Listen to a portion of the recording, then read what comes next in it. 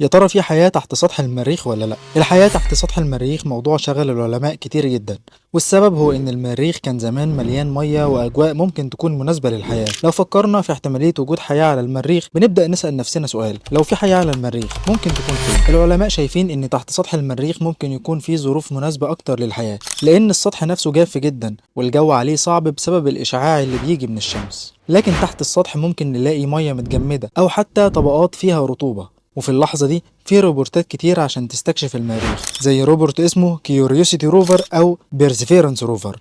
الأول بدأ مهمته سنة 2012 والتاني وصل للمريخ سنة 2021، وكل واحد فيهم بيزودنا بمعلومات قيمة جدا عن الكوكب الأحمر كل يوم، وبيحاولوا يدوروا على أدلة تشير لوجود حياة قديمة أو حتى مية على الكوكب. لكن لحد اللحظة دي مفيش أي دليل قاطع على وجود حياة على كوكب المريخ أو تحت سطحه، لكن وارد جدا مع البحث المستمر يكتشف العلماء الدليل ده.